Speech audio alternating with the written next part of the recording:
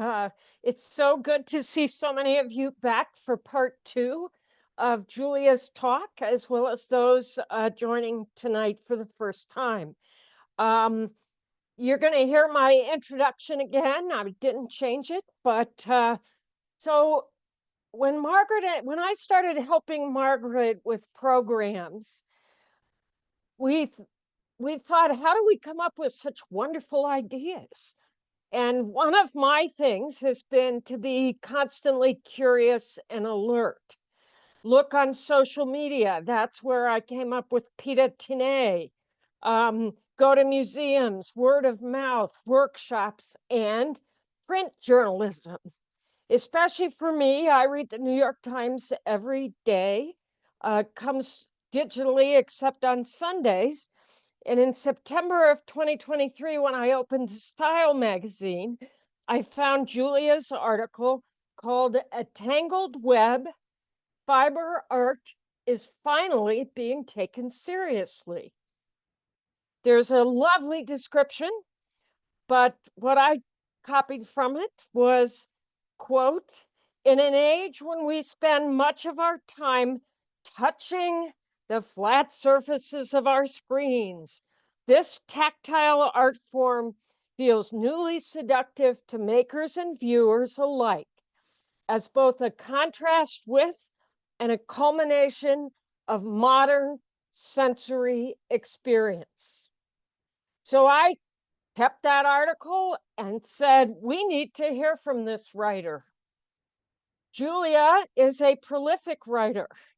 She graduated, we learned yesterday, from Columbia University with a degree in something in art history, and dissuaded from being a curator, she became an art journalist. She has been the editor-at-large at Cultured.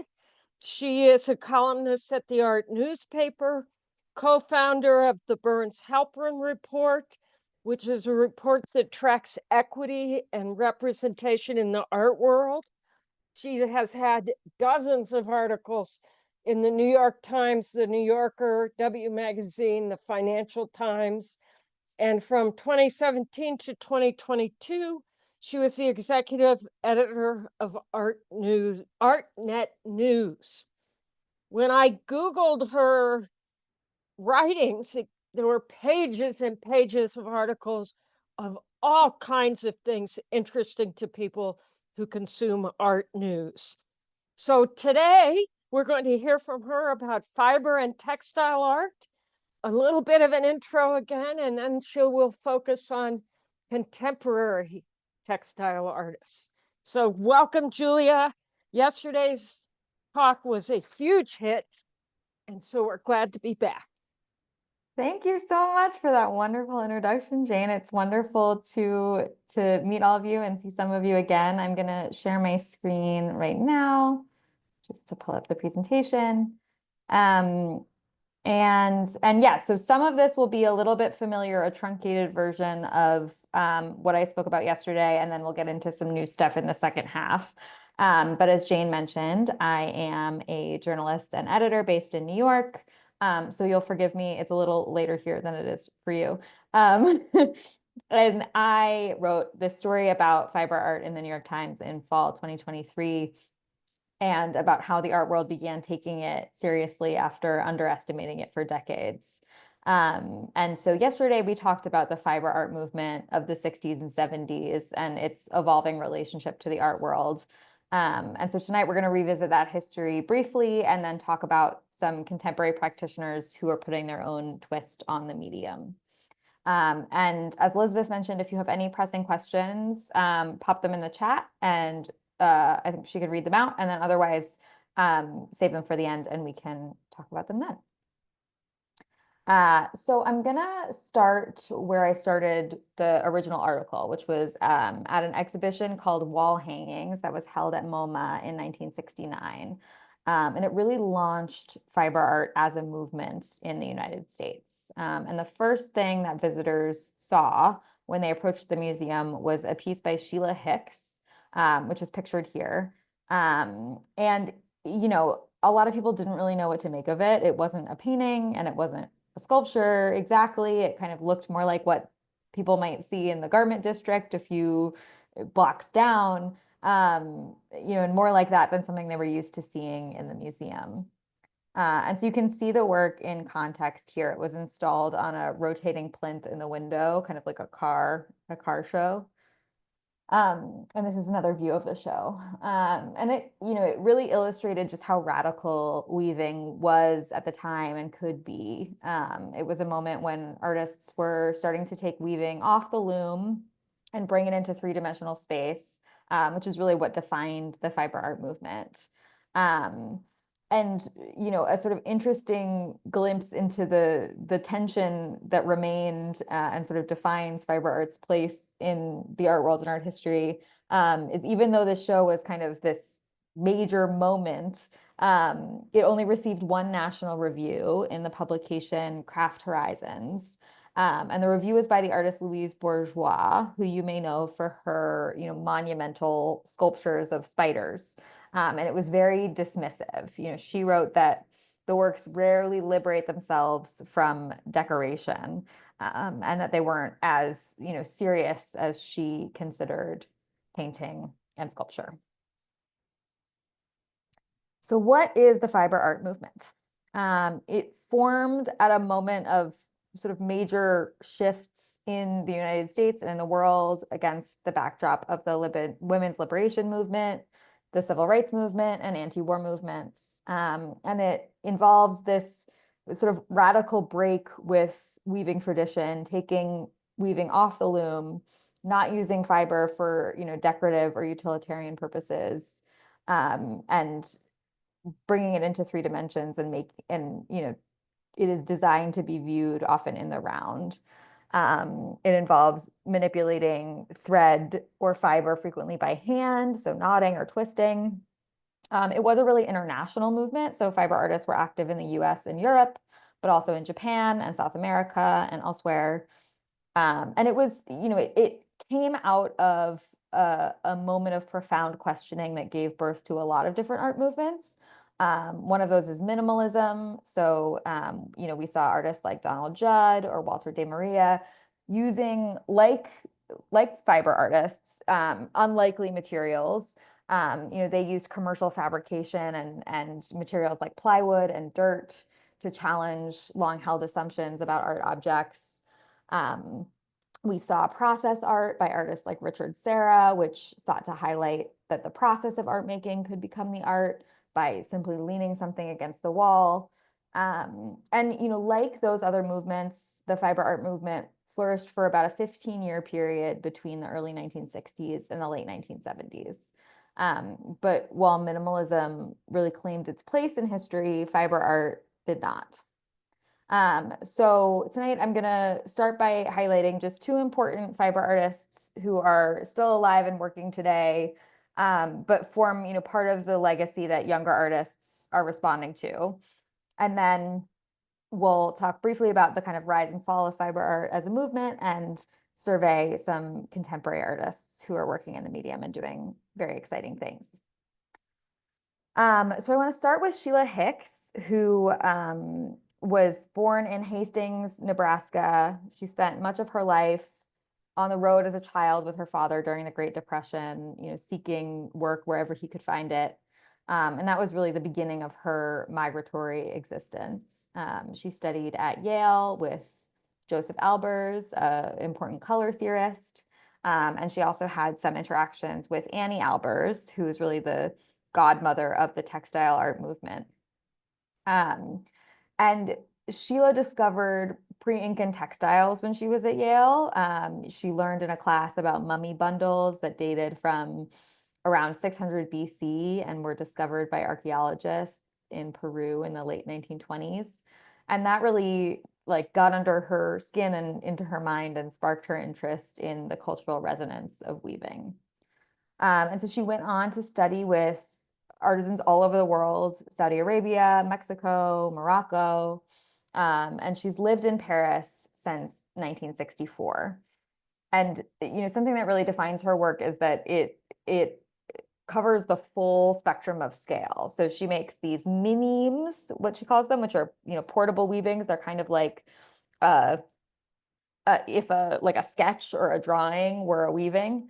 And then she makes these massive installations. You can see two of those here. And these are like many times my height. They are up through the ceiling and kind of puddle down like waterfalls.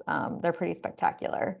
And so to this day, she doesn't work on a loom. She works on a painting stretcher with nails. The other artist I wanted to mention, her name is Olga de Amaral. She was born in Bogota, Colombia. And many fiber artists were inspired by pre-Columbian textiles, but she was the only really prominent figure in the movement who was actually from Latin America. She originally studied architectural design before studying fiber at the Cranbrook Academy in Michigan. And her work is really inspired by nature and sort of renders nature in thread and fiber. So her works are inspired by leaves and clouds and rain. And they somehow like really manage to capture what it feels like to be surrounded by these natural things using natural fibers. And then she was also inspired to incorporate gold into her tapestries after meeting the ceramicist Lucy Ree in the UK. And Ree's work was itself inspired by the Japanese practice of kintsugi, which is adhering broken pieces together with liquid gold. So here you can see some of her other work. She has a really large interest in color theory, as a lot of fiber artists do, nature and pre-Columbian textiles. So the circle that you see here is inspired by pre-Columbian art and appears in a lot of her work. This is from her series called Alchemy. And you can see that in De Amaral's hands, these simple materials, so in this case, it's linen, cotton, and pigment, are transformed into something valuable by her artistry and the addition of gold leaf. And this is a more recent series of hers called Brumas or Mists. And I pulled this quote from her that I really liked. She said, I began to work with fiber by coincidence, a sought coincidence, and have continued with it because it has never disappointed me. As I got to know it better, the better it knows me. In briefer words, it has never stopped arousing my curiosity.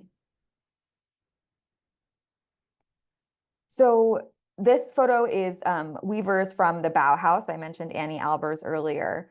And textiles go way back, and they're obviously not just a Western tradition. They're an ancient art medium.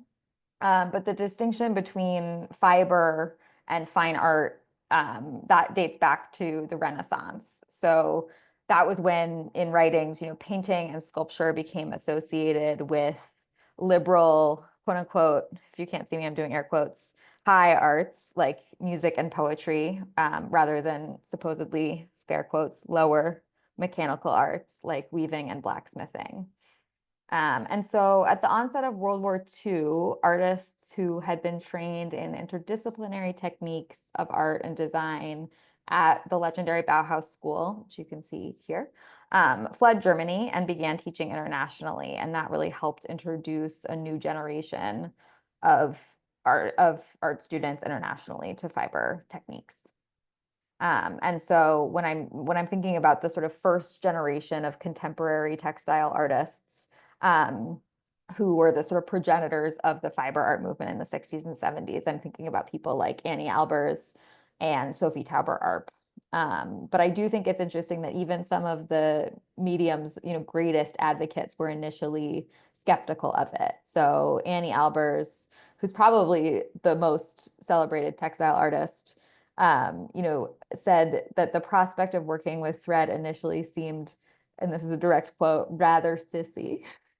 And she only took textiles because she wasn't allowed to take painting or stained glass because she was a woman. And so she has said textile was, I think, I don't have it written here, but I remember it because it's such a good quote. Circumstances brought me to threads, and something about that and how, she became so in love with them that it was circumstances that brought her there, and then it was love that kept her there. And so the fiber art movement, this was this kind of fomenting of creative activity around fiber art in the 60s and 70s. There's a perception that this movement was always marginalized, but I think it's really important for us to remember that it was really only marginalized by art history. In the moment, it was widely celebrated by a certain part of the art world as kind of cutting edge avant-garde. So there were key shows at the Art Institute of Chicago in 1970, at UCLA in 1971, at the Museum of Contemporary Crafts in 1973. And in doing research for this article and talking to people, I was trying to figure out, why is it? Like, why does this happen, not just with fiber, but with lots of other art movements that they're making an impact in the moment and then they kind of get pushed to the margins. And we see this, it is often with movements that are led by women or artists of color. But it's also something kind of distinct to fiber because much of art history is still taught like a family tree. You get like, here is Cezanne, who begat Picasso, who begat de Kooning.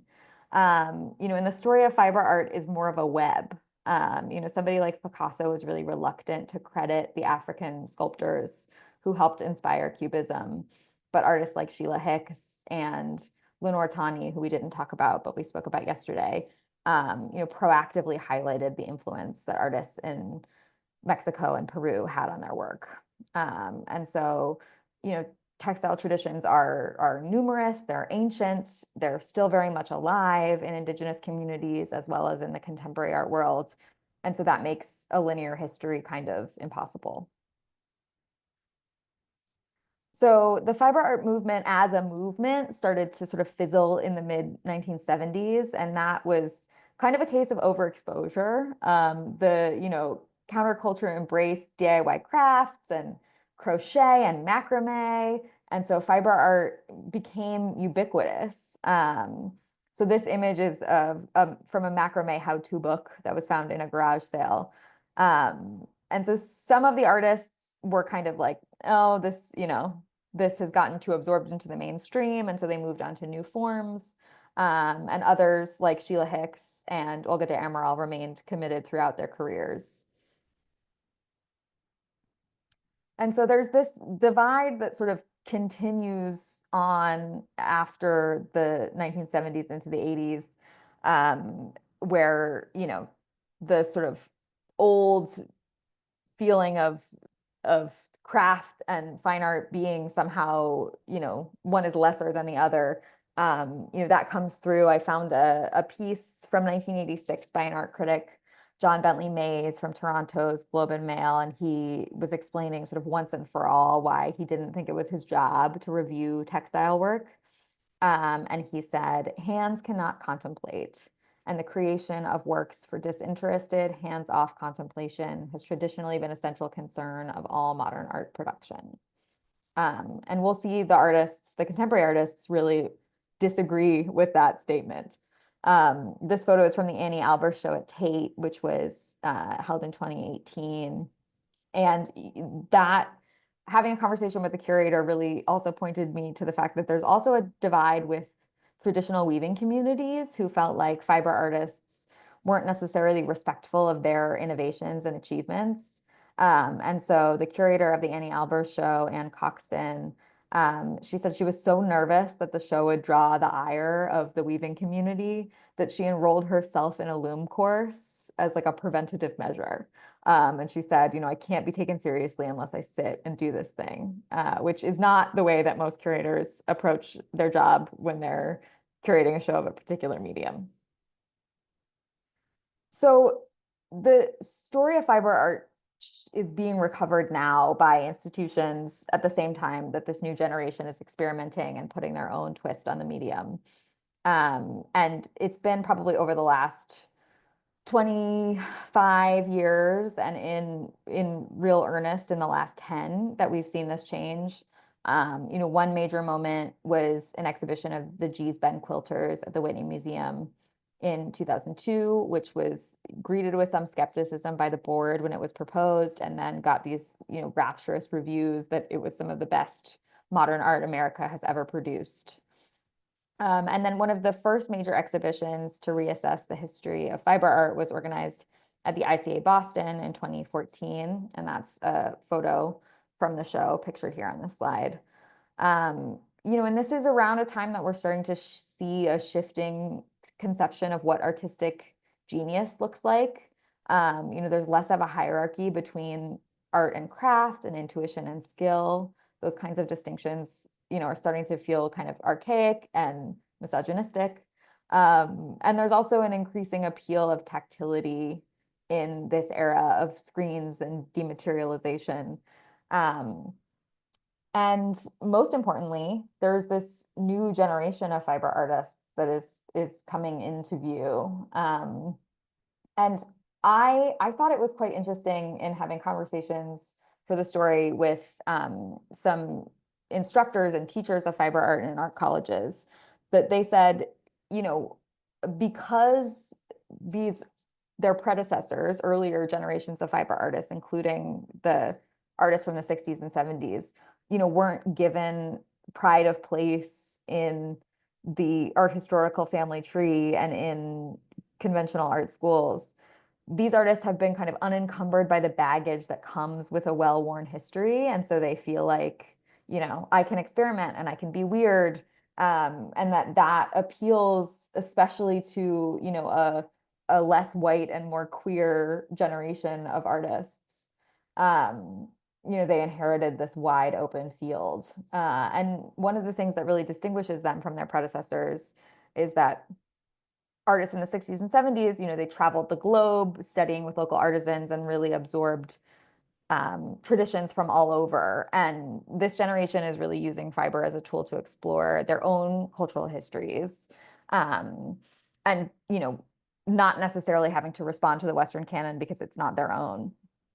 And we're also seeing, interestingly, a resurgence in fiber programs at art schools. So even while some traditional fiber programs are struggling, contemporary art programs are like investing in very expensive looms and materials because it's something that teachers are hearing that students want.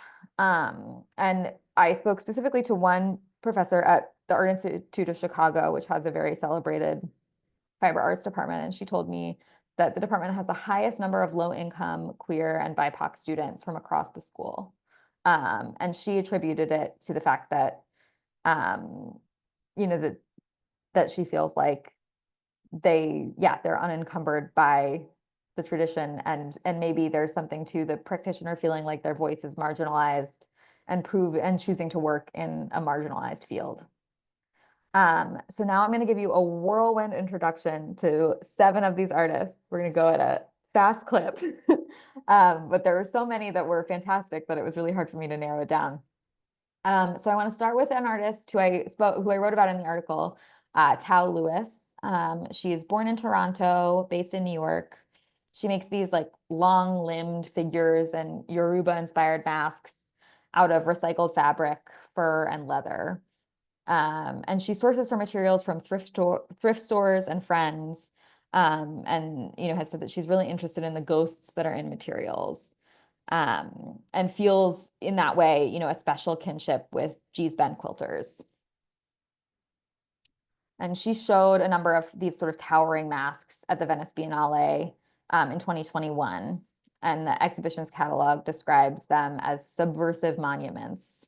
And you can see here just the scale. I mean, they're like tower over you. And they really do kind of feel like they could just like come alive and have a very intimidating voice come out of them. And this is a shot of one of these kind of long-limbed figures. One of the things that I was so interested in, I went to her studio and spoke with her, and she talked about how just like hypersensitive she is to materials. She had just at that point decided to lock up a filing cabinet of like particularly charged objects and materials, whether it was animal bones or fragments. And they used to be out in bowls around her studio, but she felt like the energy was so potent that she like had to put them away.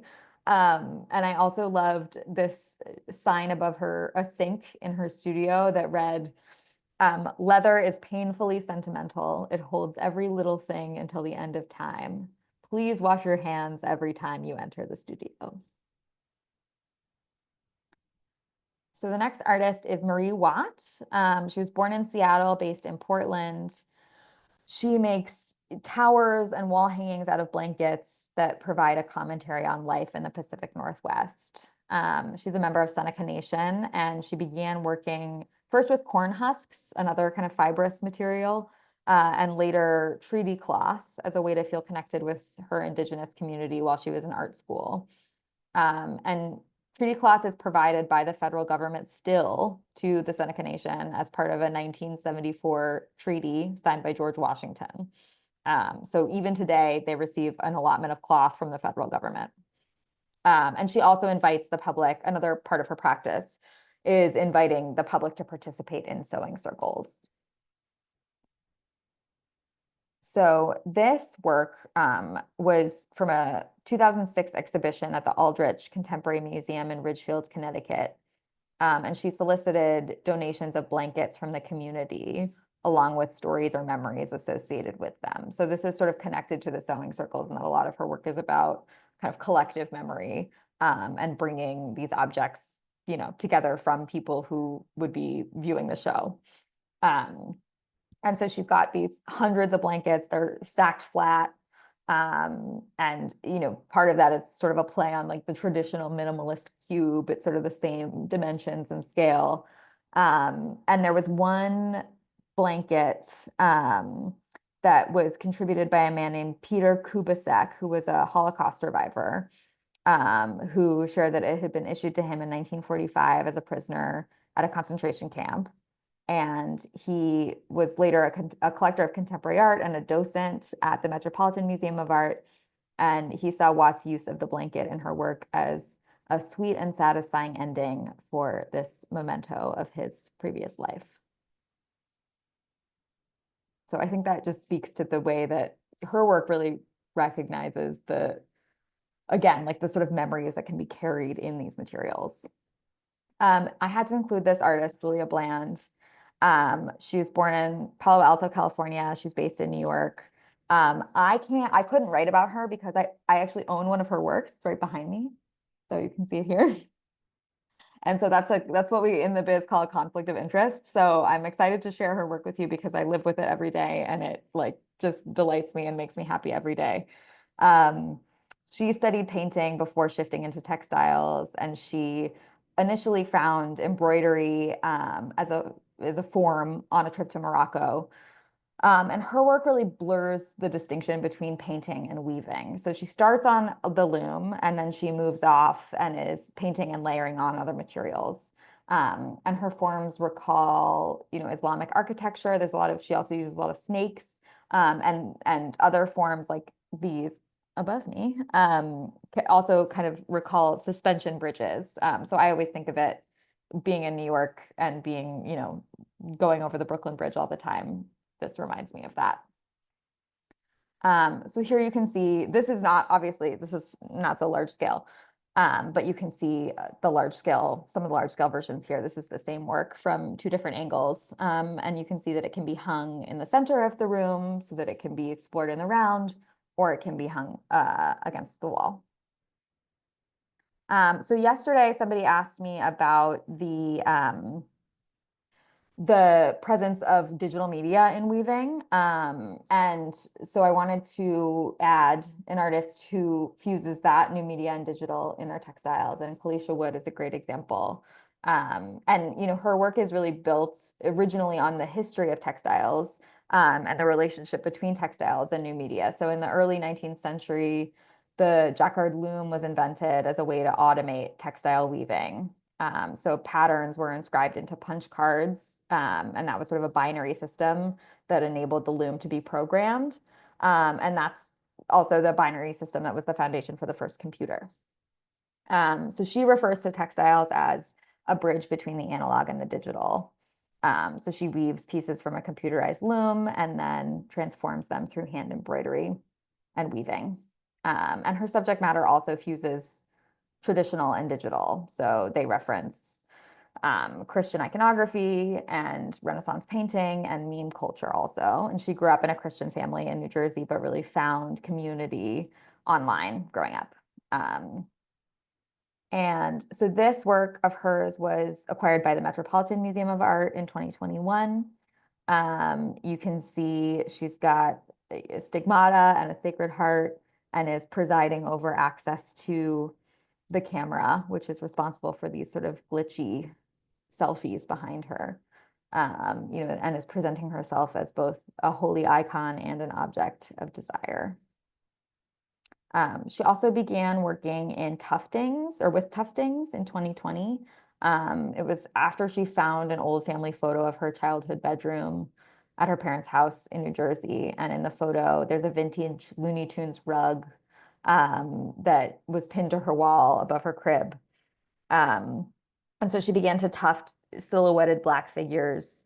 And, they're both self-portraits, but also inspired by the aesthetic of cartoons like Looney Tunes and Tom and Jerry, and calling back to the Black minstrelsy within early cartoons. So next we've got Kira Dominguez Hultgren. She was born in Oakland, California. She also makes textiles that double as self-portraits. So her materials include, like in one work, her Punjabi grandmother's clothing or rope from a climbing gym or even her own hair. And she also builds her own looms.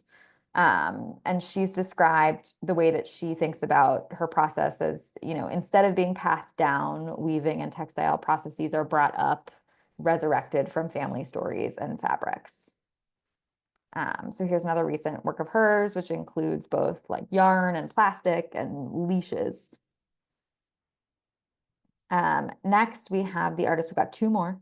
Next, we have the artist Jacqueline Surdell, born and based in Chicago and really inspired by the city's history of industry and labor, and also informed by her own experience as a competitive volleyball player.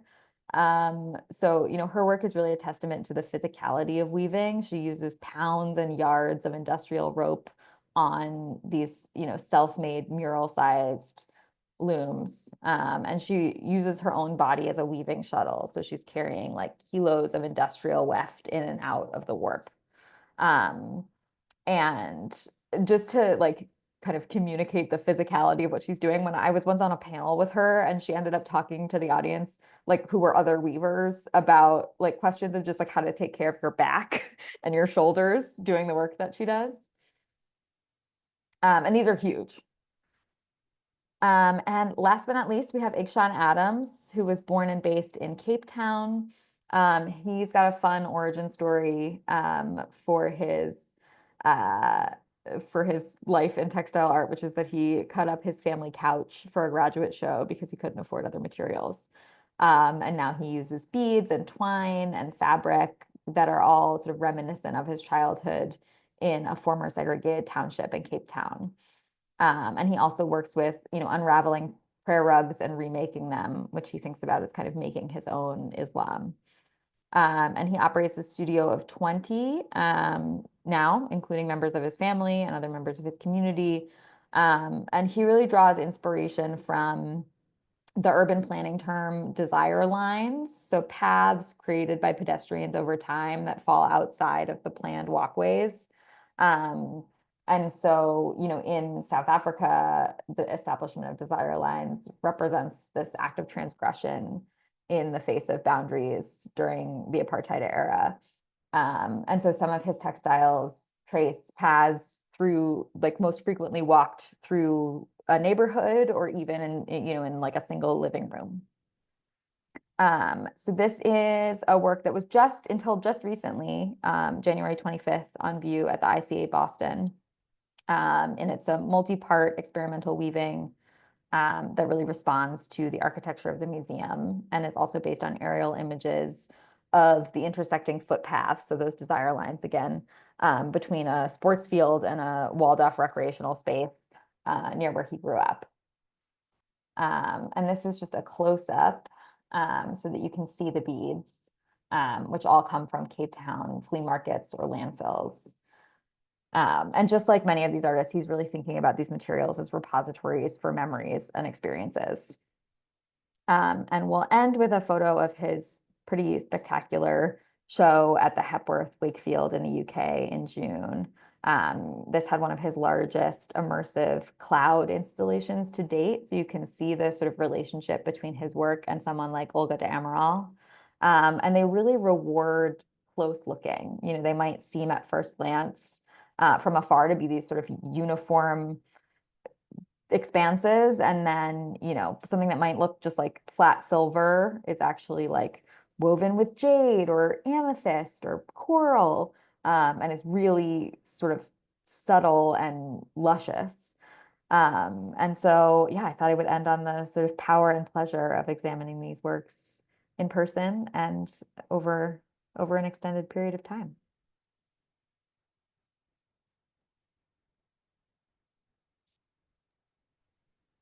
Wow, that was really interesting. We have a couple of questions in the chat. Do you want me to read them or do you want to read them? I can read them. Okay. So you mentioned that during the time of the textile art movement, it was widely accepted and praised, and that it was art history that swept it under the rug. Looking at it now and how it's making a resurgence, even if accepted and praised, how likely do you think it will be that art history chooses to ignore it once again?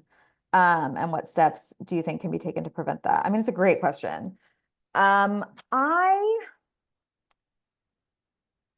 I, I mean, I think that art history is constantly changing and being shaped. Um, I think the fact that we're seeing more institutions acquire this work, and the fact that we're seeing more, you know, some really prominent collectors today acquire this work, that to me is a sign that there's, you know, kind of potential for longer term commitment. This work is in institutions and available to be pulled by curators in a way that that maybe it hasn't been in the past. But in terms of what can be taken to prevent it, I think there's the scholarship piece, you know, that there is now, you know, increasing writing and exhibitions and exposure. And I think that's a huge element. And then there's also the kind of cynical like market piece, you know, that when work has monetary value and has powerful people behind it, it can also have more staying power. You know, there are like certain artists who I think are not good, but they're like too big to fail. And so I think if we see, you know, more and more collectors engage in this work, and I'm seeing it in so many more galleries than I used to. You know, I think that we're really at a kind of hinge moment for the medium. And so I have hope that it will be a longer term commitment. Another question is, what distinguishes treaty cloth from other cloth beside being agreed to by treaty? Not really anything. It's a certain kind of cloth, like it has a certain origin, and it's a certain, you know, has a certain type of make. But other than that, it's just, you know, that's it. Of the artists, do I have a favorite? Ooh, I I like them. I like them all. I love Ikshan's work. I've seen it in person a few times and it just is pretty magical. But I also really love Tao Lewis's work. When I saw that work in Venice, it really, you know, Venice is like this huge rooms and rooms and rooms of art, and it stuck in my brain. And so I would say those two are up there for me. Would I consider bead weaving as part of the contemporary fiber art movement? Would. I mean, I guess, do you mean like by bead weaving, are you thinking of somebody like Ikshan who combines like textile and beads? I would definitely consider that part of it.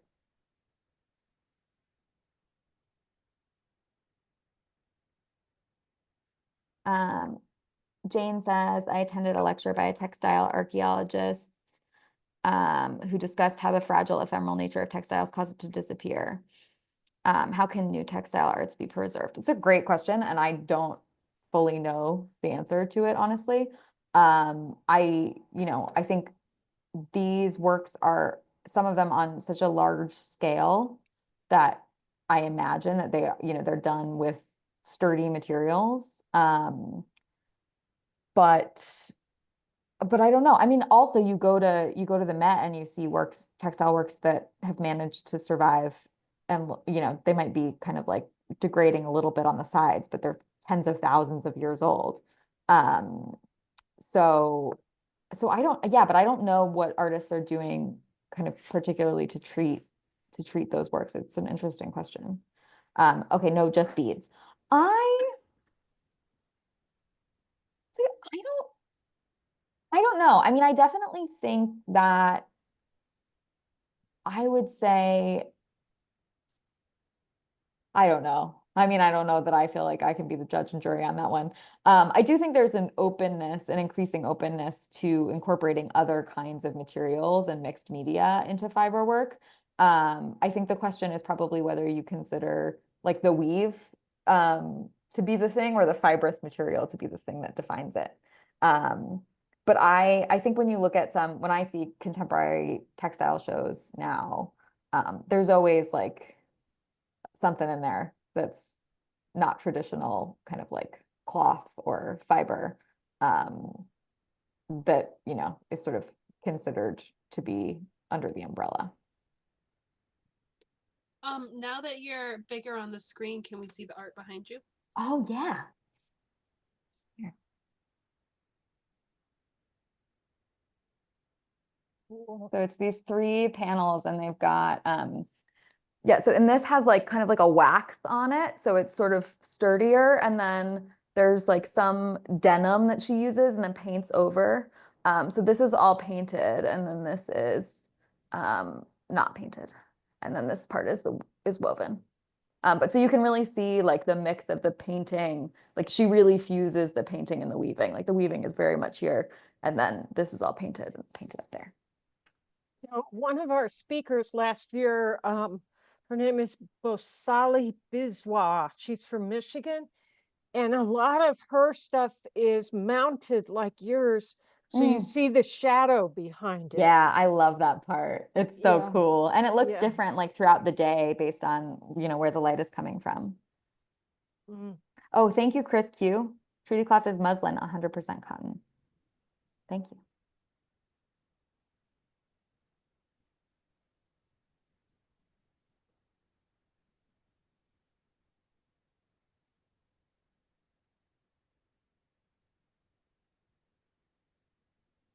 So do you do any textile art?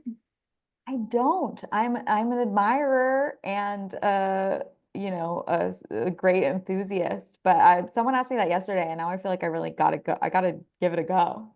How did you get into the field of writing about textiles? I mean, I've always been interested in, I've written a lot about contemporary art and I've always been interested in kind of underexplored histories or why things get written in, why things get written out, and especially in the history of female artists. And so that was sort of how I first got hip to it. And I had seen the work of Sheila Hicks, was probably the first one that I'd seen in person at MoMA. I went to college here in New York, so I was, going to MoMA a lot. And that's where I first saw it. And it was just like, I mean, it's funny because that's the same place where her work, was sort of first shown and knocked people's socks off. And it absolutely knocked my socks off. It was like a waterfall of colorful yarn coming from the ceiling. And it was just like, I don't know how you could look and walk in a room and not just be like, what is this?